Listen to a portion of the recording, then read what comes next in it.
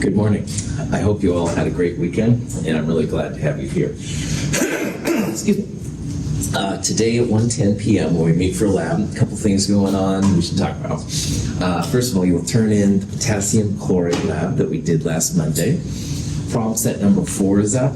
Problem set number 4 has stuff on balancing equations, the grams, moles, grams conversion kind of stuff.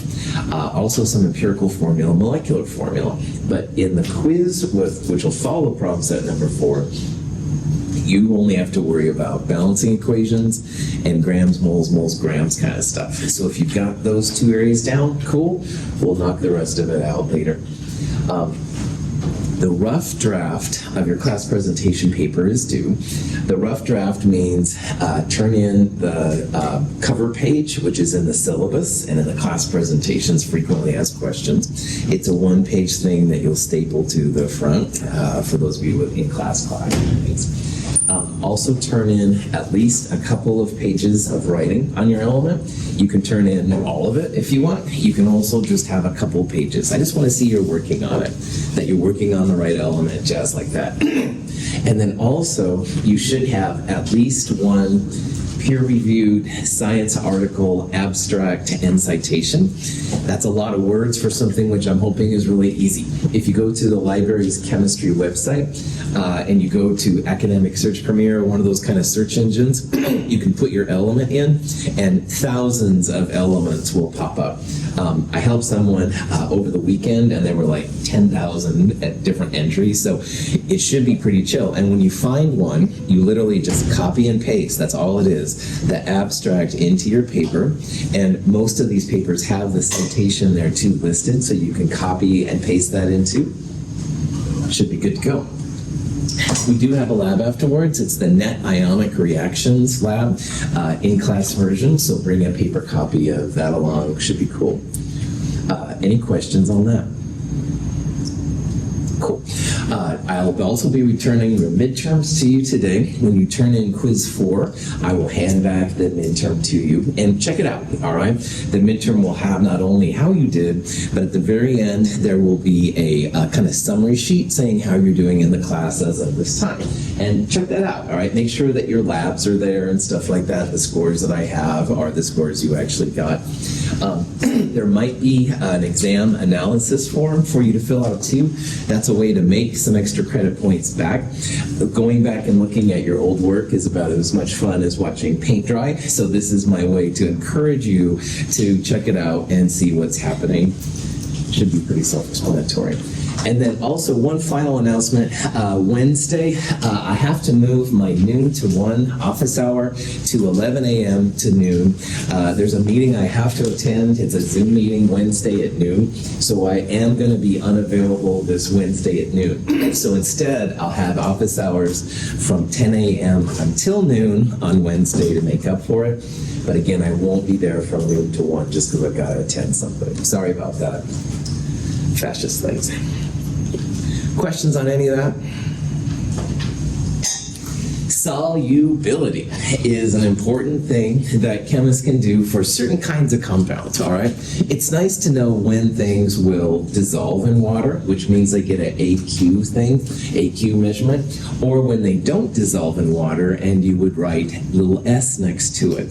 And today in lab, and also at the end on Friday, we looked at this thing right here, which is part of the Net Ionics lab.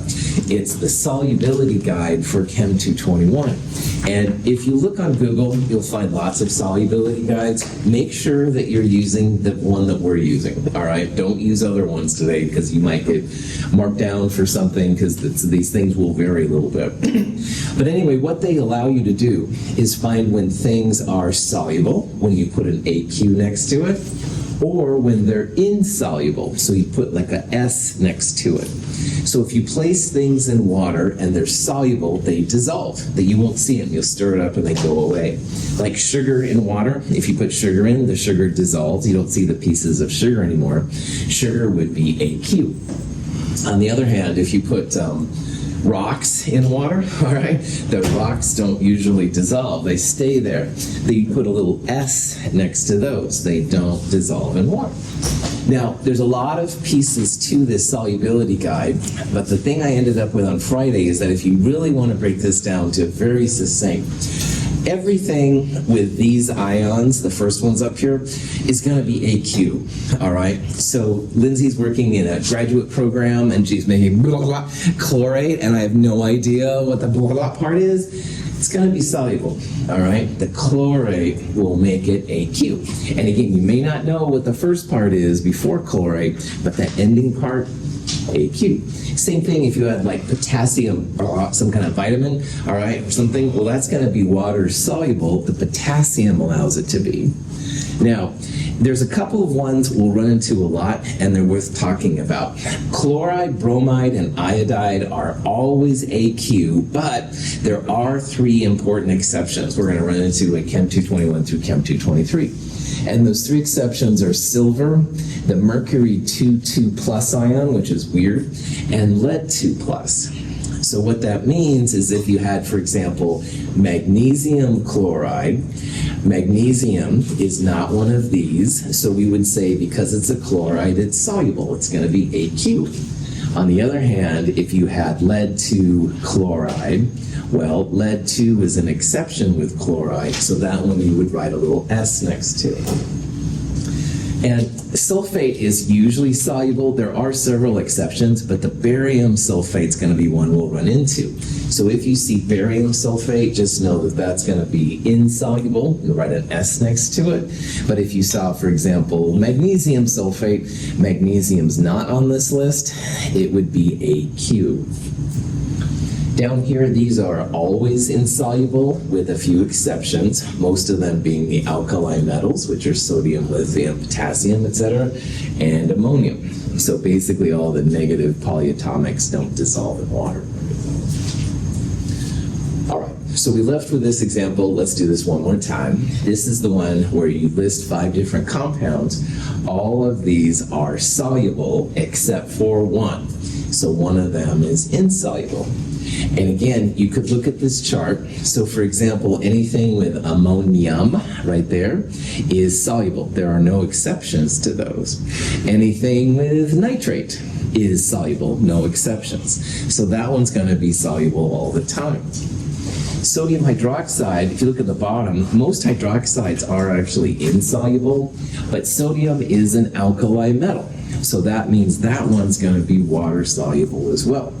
You could also look at sodium up here. Sodium's one of the ones that's always water soluble, no exceptions. So AQ here, AQ there, they're both soluble. But PbI2, the iodide is usually soluble, but the lead 2 plus, which is what we have there with iodide, that one's going to be an exception. So that one would be the one which we would predict to be insoluble. It's not going to dissolve real well. The next one has potassium, so soluble. Lithium is an alkali metal. It's not on this list. I put it over here because we will run into it a lot. Always going to be AQ. Questions? All right. Potassium permanganate is an ionic compound. It dissolves readily when mixed with water.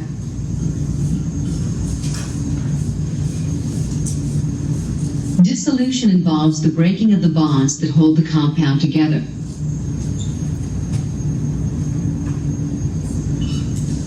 The ions become distributed throughout the water, forming a solution. Water molecules are made of hydrogen and oxygen. The hydrogen side of the molecule has a positive charge. The oxygen side is negative. When water molecules contact an ionic compound, such as potassium permanganate, their positive sides are attracted to the negative ions of the compound, and the negative sides of the H2O are attracted to the positive ions in the compound. These attractions allow the crystal lattice to break down, and the compound dissolves. This little slide thing up here shows what's happening when something is soluble when you write an AQ next to it. You start with something solid, for example, sugar. You place it in water. And what happens is eventually the little individual molecules in the solid dissociate. They break up. This video does a better job of this. Now, this is KMNO4, potassium permanganate. It's got potassium, and anything with potassium, your instructor said, is always going to be water soluble. And the reason that the Ks, which are the yellow ones, and the MnO4, which is this thing, break up is due to water. And this is the beginning of our investigation of how, I hate to say magical, but it is basically magical, how cool water is. It's amazing the things it can do. And what happens, water we're going to see has kind of a V shape to it. And the V shape, the top of that red is a little bit more negative. And when it comes up to potassium, which is positive, it's able to pull the K pluses away, it kind of surrounds them. But the other side of water, if you will, the middle of the V, if you kind of use your imagination, this part right here we're going to see is a little bit positive. And it comes up to the negative permanganate and is able to steal it away. So it kind of gets in between the K pluses and the MnO4 minuses, and it pulls them away. So when you have something that's soluble, it's no longer KMNO4. What you really have is K plus AQ and MnO4 minus AQ, i.e. K plus dissolved in water and MnO4 minus dissolved in water. So this is why things happen. Now with sugar, it's the same idea. Sugar, the whole molecule is pulled away from the other sugar molecules. So you could have sugar AQ as well. You could have sodium chloride. You'd end up with Na plus AQ and Cl minus AQ. That's what it means to be soluble. You're literally breaking up those cations and anions into individual pieces. Now, the way that they started to figure this out was due to electricity. And those strong ions allow electricity to flow from one side to the other. We're going to talk more about electricity later, but it's basically like a stream of electrons, and electrons are negative. So if you have a bunch of positives around, it is then possible to have electrons go from one side, like from the negative side to the positive side. So if you have a little light bulb, all of a sudden light bulbs go off. Oh, they call these systems electrolytes, not the Gatorade electrolytes that you're supposed to do after hard sports workouts and stuff. But electrolytes literally are positives and negatives in water, and they will allow electricity or ions to flow from one side to the other. So KMNO4 is a great example of this. It breaks up like 100%. So in my chemistry world, if I put a mole of KMNO4 in water, it would break up into a mole of K plus and a mole of MnO4 minus. This is what they refer to as a strong electrolyte. And if you put your electricity through it, your light bulb is strong as anything. This one is a copper 2 chloride strong electrolyte, all right? It breaks up into copper 2 plus ions and chloride ions, and it's almost 100% breaking up. So again, in the chemistry world, what that means, you put 0.3 moles in, you're going to end up with 0.3 moles of H plus and 0.3 moles of Cl minus. Cool. Yeah. You said that these electrolytes are different from the ones you just in sports drinks? Right. Why are they both called the same thing? Let's keep talking a little bit here. We'll come back to that. So, A strong electrolyte is a compound that ionizes completely in solution. Hydrogen chloride breaks into hydrogen and chlorine ions. strong electrolytes dissociate 100% into the two ions. HCl is a great example of that. Hydrochloric acid, it breaks up into H plus and Cl minus. Magnesium chloride would break up into magnesium 2 plus and chloride ions. So if you hear the term strong electrolytes, that means that you have 100% of them breaking up. All right, you don't have any more HCl, you have H plus and Cl minus.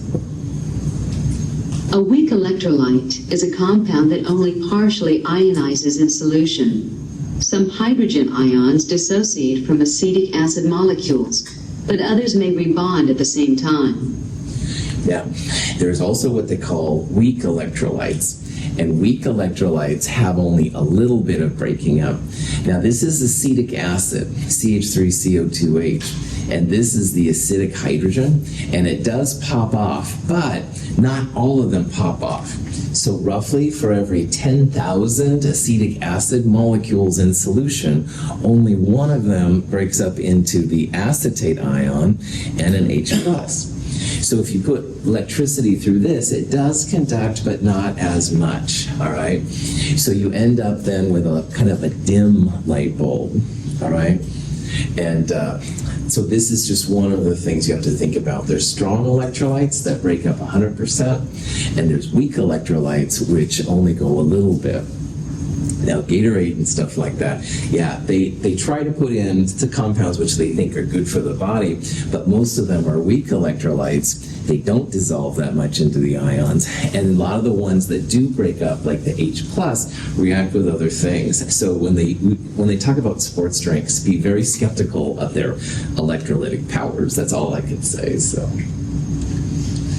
Now, some compounds don't break up into ions at all. So I talked about sugar, all right? Sugar is an example of a non-electrolyte, which means it does dissolve in water. Like you can stir it up and the solid goes away, but you don't have these ions being formed. So if you don't have ions, you're not going to have electricity being able to form. This is ethanol, drinking alcohol. It dissolves really well in water, but it does not make the ions. Some compounds that dissolve in water, such as ethanol, do not dissociate into ions at all. Such compounds are called non-electrolytes. The non-electrolytes are usually going to be covalent bonded compounds. And covalent bonds have carbon, hydrogen, nitrogen. They have all non-metals. The ones that do break up, the strong electrolytes, are usually ionic, positive and negative charges, all right? So sodium chloride, potassium nitrate, stuff like that. And then the weak ones we're going to see are usually going to be weak acids and weak bases. So it's important to make distinction between these terms here. If a compound dissolves, you put an AQ next to it, all right? And there's lots of compounds that dissolve. So we've seen here like NaCl and HCl. Sugar as well dissolves. Dissociate only happens with the ions. So if you have positives and negatives like sodium chloride, then you will get Na plus and Cl minus, or as we saw K plus and MnO4 minus. And an electrolyte is a solution that conducts electricity. So sugar, for example, will dissolve in water, but it doesn't dissociate into ions. So it's not a good electrolyte. On the other hand, sodium chloride, potassium permanganate, does dissolve. It breaks up into the ions. It dissociates into the ions, and they conduct electricity really well. So they are strong electrolytes. Okay. Now, acids and bases are often electrolytes as well, but you have to think about the solubility rules. Strong acids are basically things that dissociate 100%. And the strong acids, there's really only a couple of them that are really important. Hydrochloric acid is a strong acid, so it dissociates 100% into H plus and Cl minus. Nitric acid is another one, NO3. It breaks up into H plus and NO3. So if you have a strong acid, 100% dissociation. It dissolves in water, AQ, but then the H plus and whatever is left over will be the ions in it. Those will be the parts, the electrolytes. Hydrochloric acid is a strong acid. The compound hydrogen chloride ionizes completely, so many ions are free in the solution. In the nomenclature lab, there was a question, HCl-AQ and HCl gas, all right? The HCl-AQ is hydrochloric acid. Water needs to get in there and break up the HCl, making H plus and Cl minus ions. These conduct electricity. These are the strong acids that you see in comic books or whatever. HCl in a gas form, though, doesn't have the water to break up the H plus and the Cl minus. So there's a whole different set of rules for hydrogen monochloride in the gas phase. Water is really an important part of an acid, and it's important in breaking up the ions into each other. A water molecule consists of 2 atoms of hydrogen and 1 of oxygen. Water molecules are attracted to a hydrogen ion, or proton, to form a conglomeration. There are often 6 and sometimes more water molecules around an ion. Because the hydrogen ion is so small, it is thought to have an average of 4 water molecules associated with it at any time. When HCl, hydrochloric acid, becomes an acid, all right, what happens is the H plus and the Cl minus dissociate. The Cl minus just kind of sits there, honestly, but it's the H plus binding with water to make what's called the hydronium ion, which is the powerhouse of an acid. Chemists usually write the hydronium as just 1 water with H plus. Often it's a little bit more complicated than that. That's what the video showed. But just realize that without water, you're not going to have an acid, all right? Acids is the main way, the majority of acids use water as a base to kind of make them dissociate. And it's not the chloride in HCl or the nitrate in nitric acid, it's that little H plus that's able to do some pretty significant things. And we'll talk more about that in a lecture coming up too. Hydrofluoric acid is a weak acid because it only partially ionizes. At any one moment, most of the HF molecules have not split into their ions. HF, carbonic acid, phosphoric acid, acetic acid. There's literally thousands and thousands of acids which are weak, all right? So we talked about your strong acids, HCl, HNO3. They break up 100% into H plus and whatever's left. But most acids are what's called a weak acid. And what a weak acid does is that maybe only 1 in 10,000 or so of the molecules actually break up. So you do have H plus running around, which is going to bond with water to make the hydronium ion and whatever's left, but most of them are pretty chill. So vinegar has acetic acid in it, all right? And if you've ever had vinegar, which I bet you have, it doesn't burn you or anything like that because acetic acid is a weak acid. Again, only 1 in 10,000, depends on the molecule, but only one of them gives like that H plus up. So you wouldn't want to drink HCl. That would be bad news. But the weak acids you can sometimes get by. Phosphoric acid is a weak acid as well. And so weak electrolytes are usually just weak acids, or as we'll see in a little bit, weak bases. And again, you have a little bit of kick to it, but not as much as if it was a strong one. Yeah. I'm trying to remember for like the nomenclature lab, did it say for acids you put H in front? What is acetic acid on?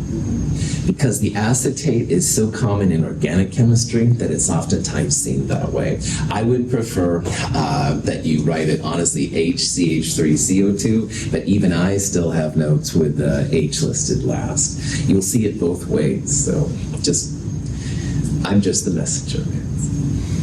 Cool. Now, bases are the opposite of an acid in certain ways, and we'll talk about this more later. But a base is just another great source of energy. Bases somehow create hydroxide in water, OH minus. So what happens if you add, say, sodium hydroxide, water gets in there, it pulls the sodium away, and hydroxide is created. And hydroxide has a lot of energy to it. So metal hydroxides are real common bases, and if they dissolve in water, like anything with sodium, potassium, or lithium does, it's going to be a strong base. NaOH, sodium hydroxide, is a strong base because it dissociates completely. In aqueous solution, it breaks into sodium cations and hydroxide anions. So sodium hydroxide in water dissolves. It's always AQ because anything with sodium will. And if you have that, then these hydroxides are running around. And that's another great source of energy for science. Acids and bases are kind of opposite each other. We'll talk about that more later. But for right now, just realize that these hydroxides can be real powerful when it comes to science. On the left is H2O, water. On the right is NH3, ammonia. The dots and lines represent electrons. Ammonia acts as a base in water. It removes a hydrogen ion from water to create hydroxide and ammonium ions. In solutions, only a few hydroxide ions are created at any one time, so ammonia is a weak base. Now, just as a refresher, ammonia is NH3 and ammonium is NH4+. Ammonium is on this list right here. So anything with ammonium is going to dissolve in water really well. So if you have ammonium hydroxide, which is what we have right here, ammonium kind of is happy by itself, but that hydroxide again is a base. So why this is important, ammonia is a great example of a base. It does create hydroxide, but ammonia is pretty happy unto itself, and we'll talk more about why it's happy in Chem 222. But ammonia doesn't react with water super readily. It does make ammonium hydroxide, but not as readily. So ammonia is an example of a weak base. So just like there are weak acids that don't break up 100% into H+, weak bases don't create hydroxide as easily too. They've got some, but not as much as they might have. So there's a lot of weak bases, there's a lot of weak acids, all right? They dissociate a little bit, but not very much. So if you see one of those, just realize that they have a little bit of zap to them, but not as much as sodium hydroxide, lithium hydroxide, stuff like that. So when you're learning acids and bases, I think the most important thing is to know the first five of the 6 acids, because those 5, and there's something weird about sulfuric acid, that's why we're not including. But if you know these 5 acids and these 3 bases, you know all of the strong acids and strong bases we're going to use in Chem 221 through Chem 223. So those are hydrochloric, hydrobromic, hydroiodic, nitric, perchloric acid. Those are strong acids. And lithium hydroxide, sodium hydroxide, and potassium hydroxide are the 3 strong bases. So what that means is that nitric acid, HNO3, you place it in water, you place 1 mole of HNO3 in water, you get 1 mole of H+ ions and 1 mole of nitrate ions. They break up 100%. Same thing with lithium hydroxide. You place that in water, you get 1 mole of lithium plus and 1 mole of hydroxide. There's something funny about sulfuric acid, and we'll talk about that in Chem 223. So if you know it, cool, but it's really not required because it's a wild card. But the important thing is that if you know these 5 strong acids and 3 strong bases, all the other acids and bases you can consider to be weak. So that means that they don't break up 100%. There's the weird acetic acid with the H listed last. There's ammonia, which kind of is related to ammonium. Aspirin is actually a weak acid.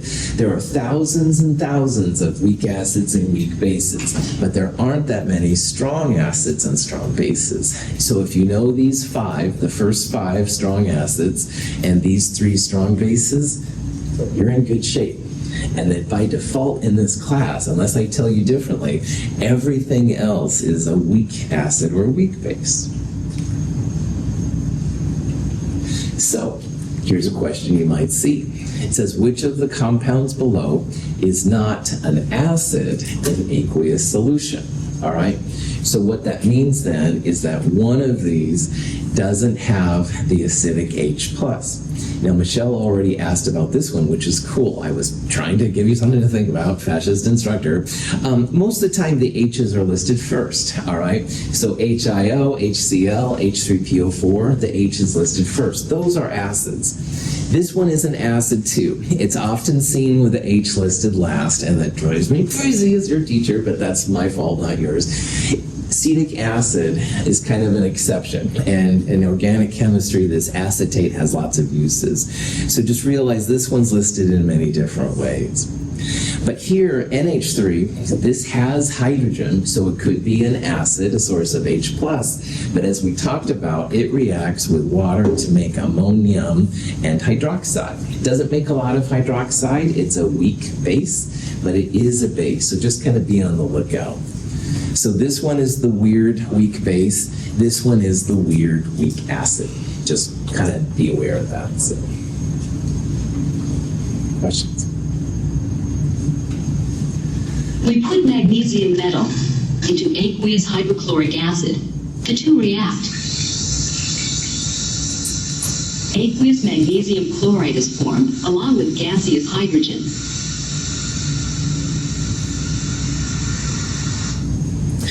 This is kind of a fun reaction. If you take magnesium metal and you add it to hydrochloric acid, it bubbles and goes crazy and stuff like that. You can see that there's gas being created. That's the hydrogen gas. So let's say that Kevin sees this reaction and goes, wow, that looks like a really cool reaction. I want to do it. And so I said, hey, right on, let's do it. We'll meet, Thursday and we'll do this. So Kevin and I go to the lab. We got the magnesium, no problem, but darn it, I forgot to check with the stockroom. They're all out of hydrochloric acid. And poor Kevin has a sad face and I feel really bad and stuff like that. So you'd think at this point we wouldn't be able to see this reaction. However, this next thing we're going into, net ionic equations or net ionic reactions, is a way to analyze a reaction to look for the parts which are important, the exciting parts, all right? I'm going to call it the action of the reaction. Now, how you do this is remember that everything that's AQ, you can break up into the positive and the negative pieces. So in this reaction, a solid was reacting with a solution of hydrochloric acid. It made hydrogen gas and magnesium chloride. Well, we can break up everything that's AQ. So notice what I did here. 2HCl is 2H plus and 2Cl minus. And magnesium chloride, because it's AQ, is going to break up into magnesium 2 plus and 2 chloride minuses. So in a net ionic reaction, you break up things which are AQ into their ions. And if you look at this reaction long enough, notice that there's 2 chlorides on the reactant side and 2 chlorides on the product side.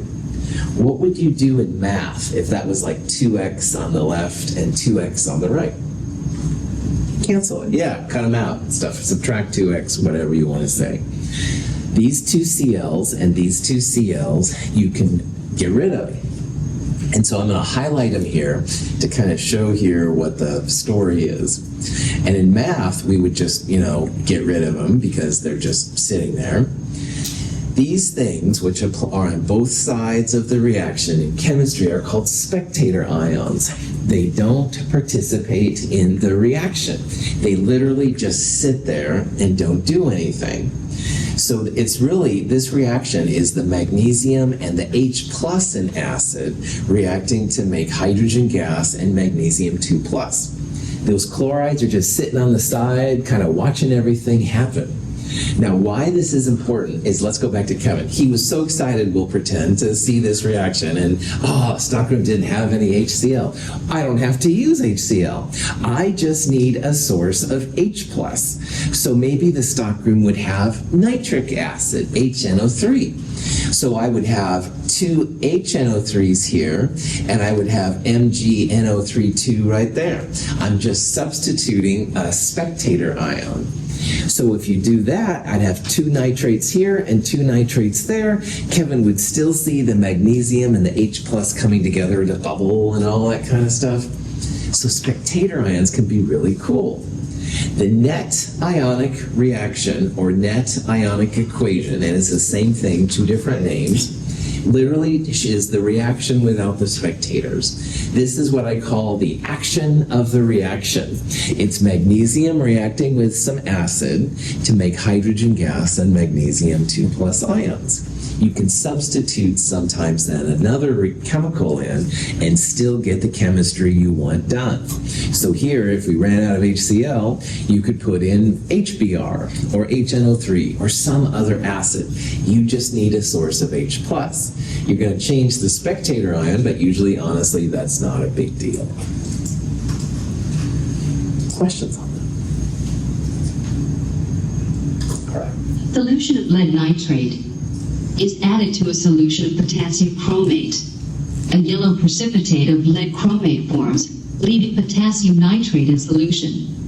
The potassium and nitrate ions do not take an active part in the reaction. Sorry about the sound quality. It's kind of monkey with that. But anyway, in this reaction, they took lead nitrate, lead-2 nitrate, which is this thing, added it to potassium chromate, and what happens is it ended up making lead-2 chromate and KNO3. So the question is, what is this yellow solid being made? Like maybe you wouldn't know, all right? Well, if you analyze the products here, KNO3 has both a K plus and an NO3 minus. So there's no way that that's going to be insoluble. It's not going to be the source of making a solid. Because remember, if you see a solid, that's when you write the S next to it. AQ means that you don't see anything. So by default, it kind of has to be this. So if you look back on the list, chromate is one of the ions which is usually insoluble. You'd write an S next to it. So by understanding then these aqueous rules, you can then a lot of times figure out what your product is. So in this reaction, PbCrO4 is the solid. Now, if we go to the lab and, oh no, we don't have any potassium chromate, we could substitute in, say, sodium chromate, because the potassium is a spectator. Potassium is in an AQ thing on the reactant side, and potassium is in an AQ thing on the product side. So anything that's AQ on both sides is automatically a spectator. You can pull it out. There's a handout in the companion or online called Net Ionic Reactions. And as if you had nothing else to do with your time, and I know it's valuable, and I'm sorry, but this would be a cool handout to check out too. I kind of go into more detail about how to build in, how to figure out net ionic equations.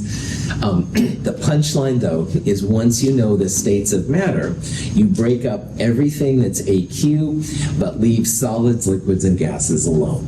All right, and then you cancel the spectators, which are AQ on both sides, and whatever's left, this and this reaction, that's the net ionic reaction. So here's a question that you can maybe figure out here. It says, what is or are the spectator ions, or ion, in this reaction? This is potassium hydroxide reacting with iron 2 chloride. It makes iron 2 hydroxide and potassium chloride. Now at first this might seem daunting, but here's the quick and dirty way to get around it. Anything in an aqueous part is going to be, at least in theory, a possible spectator ion. And if one thing is solid and the other is aqueous, then everything in there is going to be a spectator. So if you'll notice here, K is in an AQ species on the reactant side, and K is in an AQ species on the product side. That definitely means that K plus is a spectator, because there's nothing that it's solid. On the other side, you can see that chloride, Cl minus, is in an aqueous part here, and chloride is in an aqueous part here.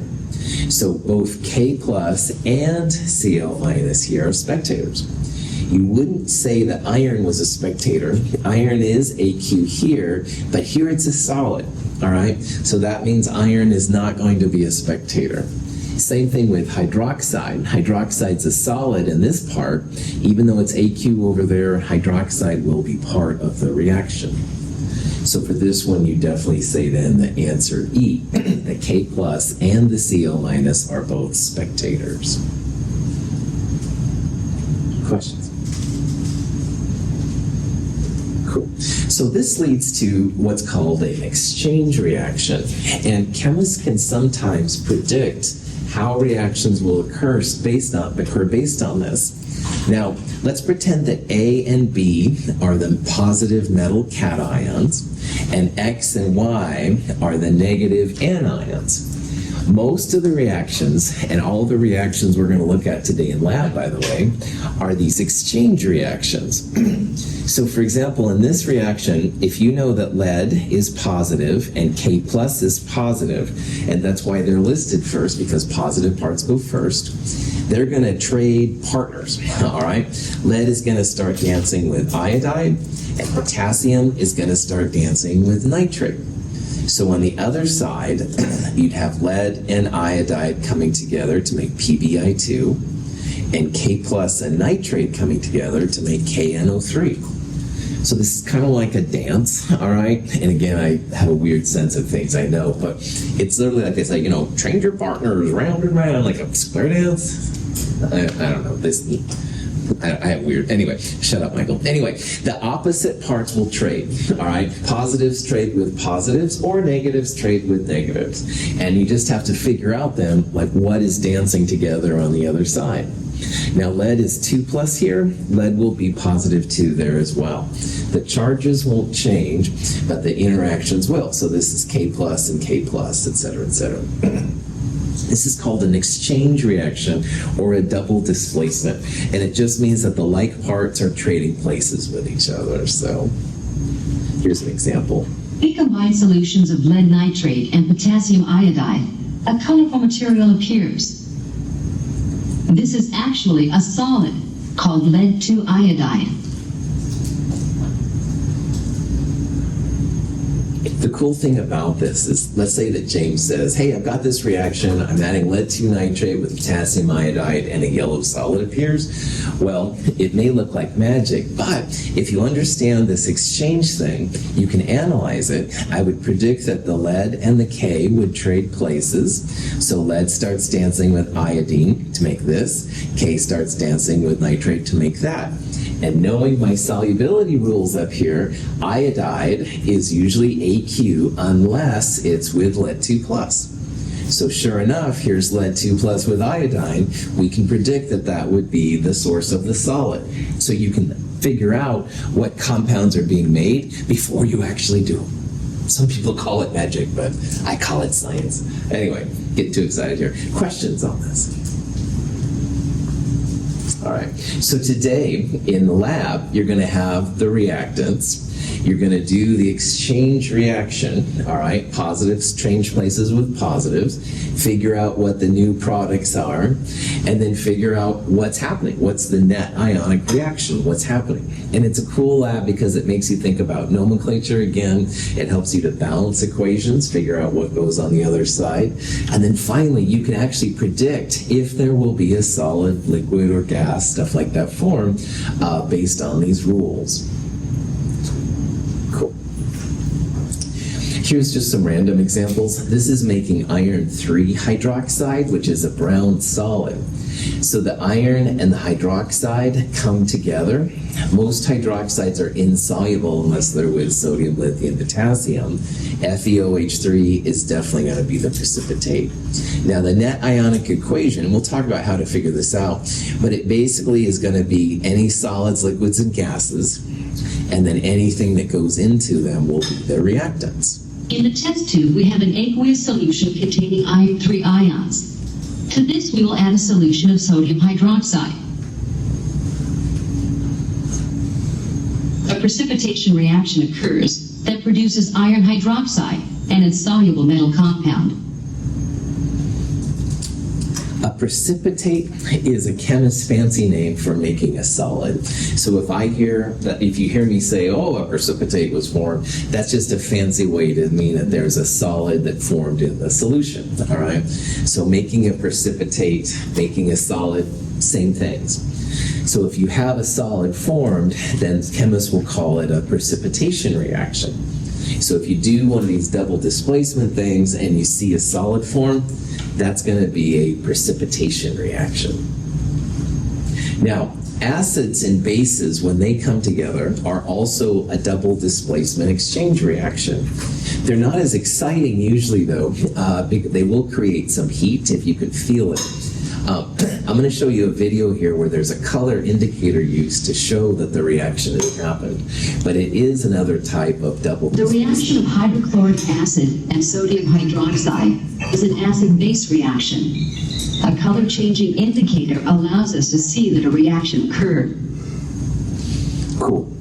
So normally an acid-base reaction, it just looks clear, like you'd maybe feel heat, but that's about it. This pink color comes from a compound that chemists can add to make the color obvious.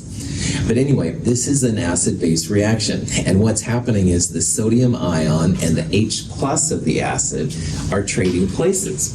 And H starts dancing with OH. HOH is water, H2O.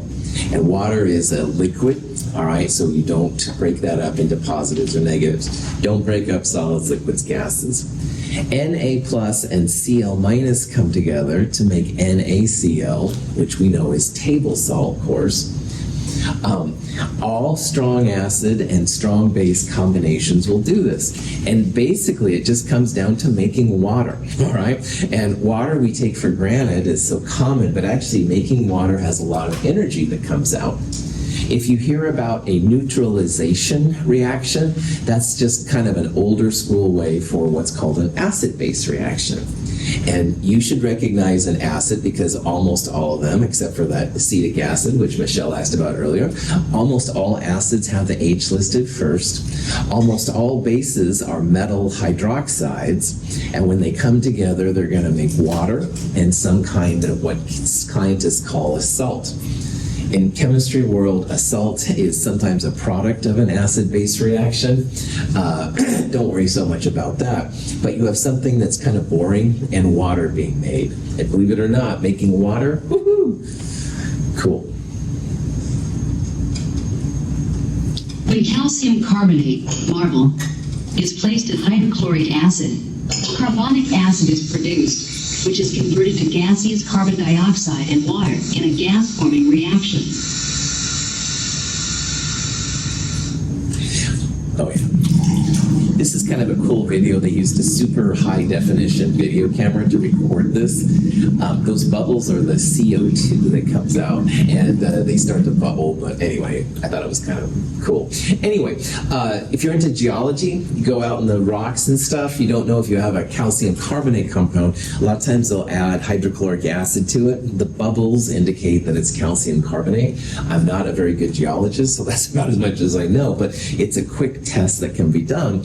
And this is an example of what's called a gas-forming reaction. Gas-forming reactions are usually the result of a carbonate, a metal carbonate reacting with acid. And what happens is you make calcium chloride, which is kind of boring. This thing is carbonic acid, and it's an unstable acid. Carbonic acid breaks down to carbon dioxide and water. So if you see this carbonic acid, just realize it goes on to make CO2 and water from there. That's the bubbling. So far, we're looking at types of reactions. And we've seen precipitation, which is making a solid. You saw acid and base reactions, which make water.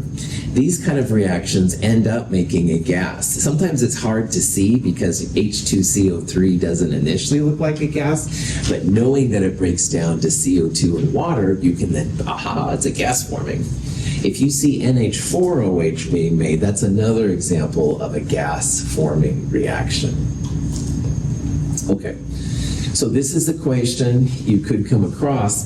It says which equation shows the net ionic reaction between magnesium carbonate and nitric acid. Now, answer A here is the bulk equation. This is magnesium carbonate, and this is nitric acid. And what happens is the magnesium and the H plus trade places. You end up magnesium dancing with nitrate, magnesium nitrate. But you also end up with what looks like initially H2CO3.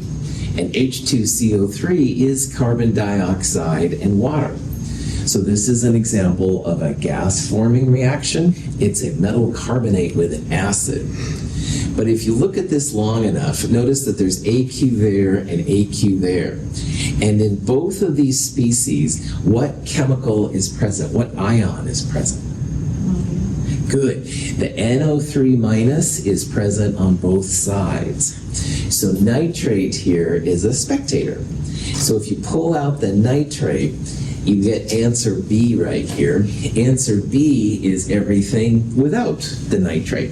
So this is the net ionic equation. And again, why this is important, you can use nitric acid to test for carbonates. Oh my gosh, I'm in the middle of Eastern Oregon. I've run out of HCl. Oh, thank heavens, I have a little HNO3 present. You can use HNO3 as like a backup for your test for carbonates. And in geology, this is kind of a cool thing. So, questions? All right, so in today's lab, we're going to do net ionic reactions, see when things are soluble, break it down, and we can classify it then as precipitation if the solid forms, acid-base if water forms, or gas-forming reaction if you see CO2 in water or NH3 in water kind of thing. Kind of powerful stuff, so. All right, that's enough fun for today. Thank you for being here. I'll see you at 1:10 today. Have a great day.